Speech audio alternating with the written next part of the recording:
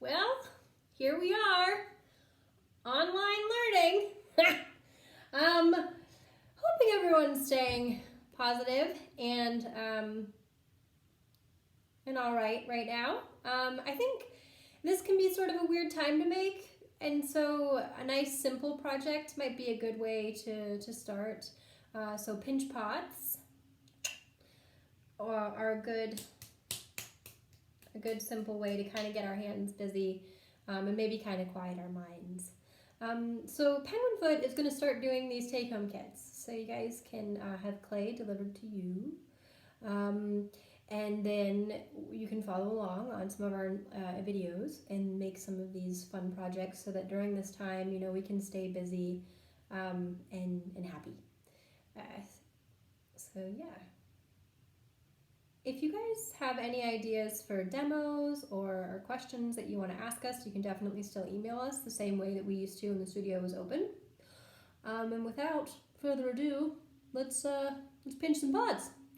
So when we're at home, we might not have access to the same tools that we do in the studio. And so a couple of makeshift ways or things that we can use. Like dental floss works really well. It's like a cut wire, so you can use this to sort of cut your clay off of your clay block if it's a little too stiff to just grab. Forks work really well for scoring, so you guys can use these. As well, like staples, like if you can get your hands on some Sculpey clay and staples, putting some staples in Sculpey clay can make a really nice scoring tool as well. Otherwise, a credit card, like sort of cutting a credit card, or like a cake froster. So I have my serrated rib here, but sometimes using what comes in a cake frosting kit, it's almost like a square like this. These can work really well for scoring as well. Banding wheels can be really expensive to buy your own, and when I used to make pots out of my apartment, I just used a cake stand, like a rotating cake stand, to begin, and I think it was like $9 or something, and so that can be like an affordable way to have some kind of turntable in front of you while you're working. Great. So to start your pinch pot, we're just going to want to take some clay and just pass it back and forth in our hand, and what this does is it gets the clay nice and round.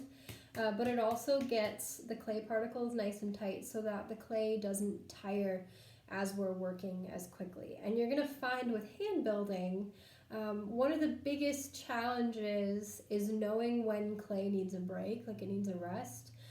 So I have a couple of pots here that I was working on before this video that just have like a little bit of flimsiness to them. And so we're going to just set them to the side and let them sit while we work on our new pot. I definitely recommend having 3 or 4 pieces that we're working on at once, and being less attached to the pieces themselves and more attached to the process of pinching and paying attention to the way that as we touch the clay changes. And then learning that is going to help us advance quicker. So we'll take our ball here, and we're just going to take our thumb, and we're going to pinch right in the center like that. And then we'll set the clay down, and we're going to keep our fingers on the outside and our thumb on the inside. And this is going to help us so that as we pinch, we're going to leave like 1/4 of an inch on the bottom too, by the way.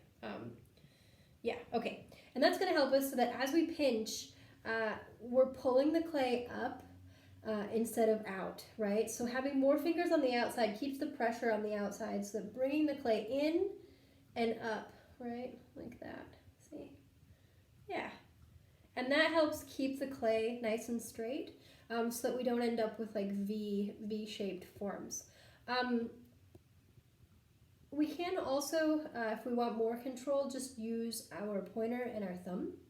And starting from the bottom, so maybe I'll do it on this side so you guys can see, but pinching here and just bringing it straight up like that, see?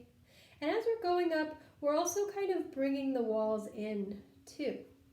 Kind of like on the wheel when you want a volcano so that you know, you don't end up with like big bowls every time. It's sort of the same concept here. So we're keeping things straight.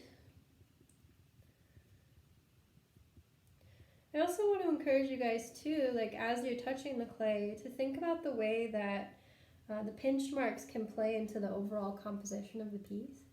One of the beautiful things about pinch pots is like the finger marks, right? So for like, we have pots from 1,000 years ago that still have people's fingerprints on them. That's kind of interesting. So you can be intentional about yours. All right. If you notice that things do start to get, so let's say that this got like a little bit pear-shaped, so it got like a little weird. Putting your fingers on the inside and your thumb on the outside, and just sort of like that, just moving your thumb straight up and keeping your elbow straight into your body as well, can just kind of help, you know, bring it back into more of like a cylinder, right? And again, the fingers on the outside just help keep things straight, because you have more pressure on the outside than you do on the inside, and that will dictate shape. Okay, so now I have some of these forms here I was working on earlier. We can tell this one needs a break because it's really flimsy. So we're just going to set it to the side and give it some time to dry. And we're going to pull up this one because this one's had a break. Now this one's kind of more rounder, and I kind of want to show you guys too, like how to form something. So once we have it like straight, we can take our fingers and put those on the inside, thumbs on the outside, and we can push so that things are more round, right? Like that. We do also want to think about like thickness and compression as we're doing this. So taking the thumb, compressing the bottom until it's an even thickness as the walls. And the thickness of our walls does matter as well, because if someone's going to use this, like someone were to use this cup, you know, and they were to get excited and it's quite heavy and thick, they might like chip their tooth or something. So we want to keep it like a quarter of an inch, maybe. I mean, you can play with thickness certainly, but you want it to feel nice in the person's hand. Just because it's hand built doesn't mean it's gonna be heavy, right? Or maybe you like heavy. Maybe you have a conceptual reason for why your work is heavy, and I respect that. That's, I guess what we're saying here is like, let's consider it, right? Okay. Another option as we're building this way is to like play with scale. So you could have like a bigger piece. If you're using more than like a couple of pounds, like I would recommend sort of opening it with your elbow. So that's going to look like, you know, taking more clay. So this is more clay, passing it back and forth.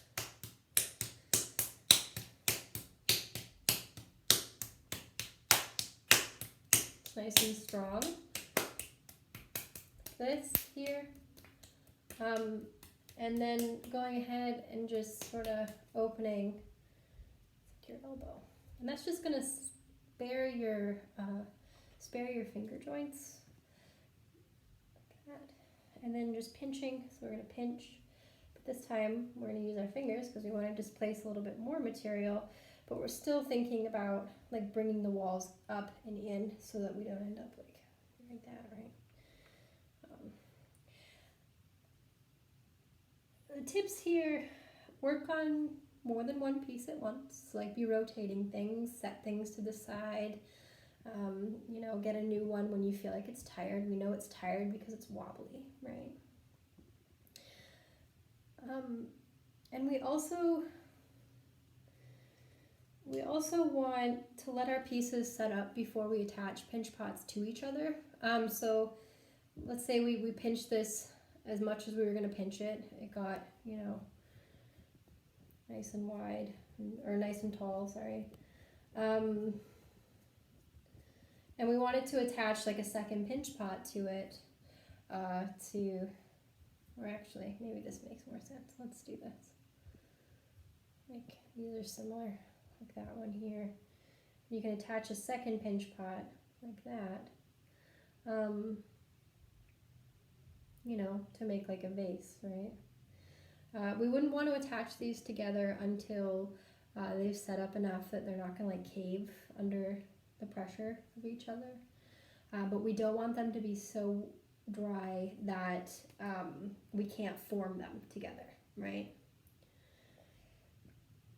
So hopefully this serves as a good introduction to kind of get us back into making, kind of maybe out of our heads a little bit, more into keeping busy.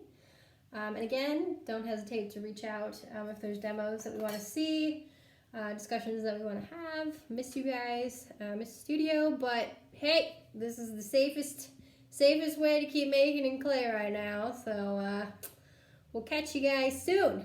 Okay, thanks.